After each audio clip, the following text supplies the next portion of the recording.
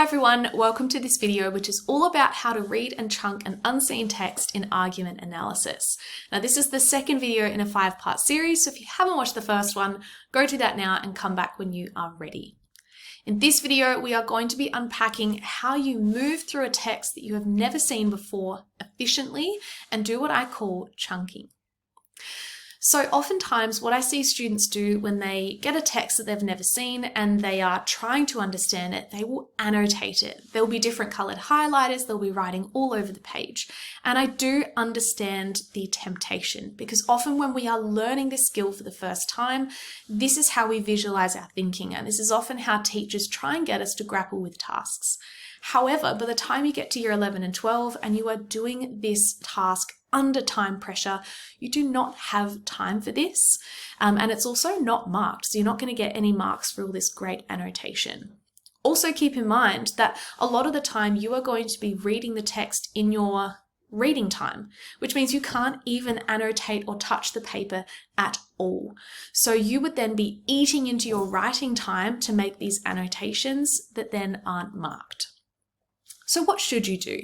Obviously read through the text in your reading time, trying to understand the various arguments, and then as soon as they say your writing time begins, you should be rereading the piece and looking for two key things. Number one, the different arguments that are outlined.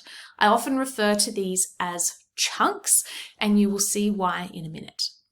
You should also be looking for language, and at this stage, you are looking for any language that stands out to you as being potentially relevant.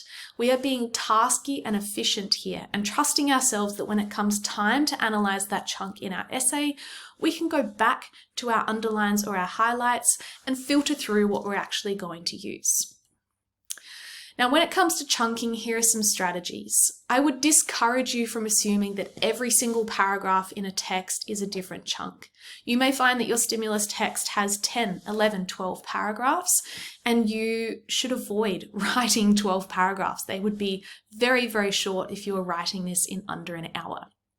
Instead, combine similar paragraphs and look for similarities, particularly in argument or tone. They then become chunks.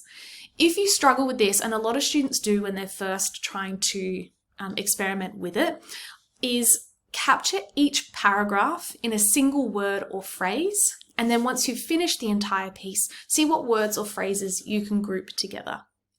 I would also recommend that you look out for textual features, things like headlines, dot-pointed lists, etc., because they are there for a reason. Here's an example of what this actually looks like. So you can see this is the 2024 exam. I set myself a 5-minute timer, presuming that I had first read this piece. They've then said, begin writing. I'm really efficiently moving through and finding my chunks and my language. So you can see here my first chunk is this first paragraph.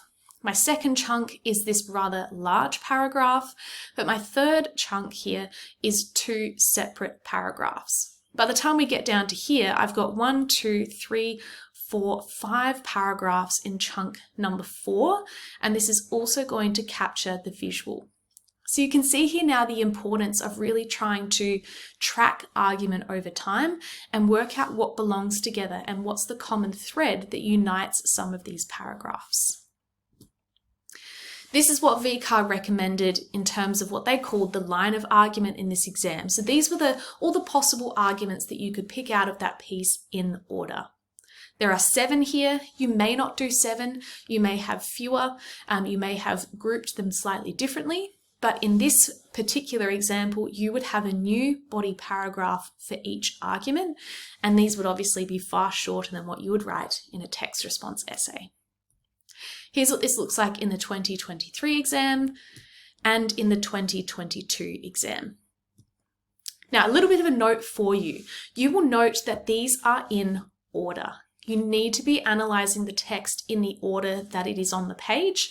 And for that reason, you then also need to think about sequencing. For example, why might an author wait until halfway through the piece to actually forward their contention?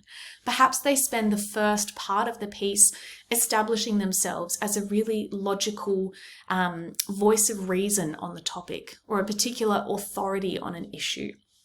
Really thinking about what sequence is the author moving through to try and position an audience in a particular way.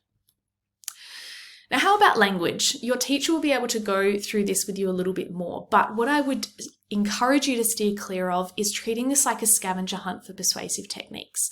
In fact, I would argue that about 75 to 80% of the language that you will be analysing in your essay is just language. It's not necessarily a technique. To give you an example, here are some of the words and phrases that I have underlined that I would then analyse in an essay. Now, looking at this last paragraph in particular, this is the call to action that the author concludes with. They are really appealing to their gym members to compromise here and to be flexible in order to save the gym. And if you look at some of the words and phrases here, words like only viable solution, compromise, save this wonderful place, bend and stretch stiff muscles, flourish. These are some of the words that I would be analysing that aren't necessarily a technique. Now, techniques are great, but they are just some meta language that you can use within an essay. Now, if you're looking for some more resources, I will pop the link to my argument analysis pack in the notes below that has printout, sentence starters, and vocabulary. In the next video, I will be unpacking how to annotate visuals and also structural features. Thanks, everyone.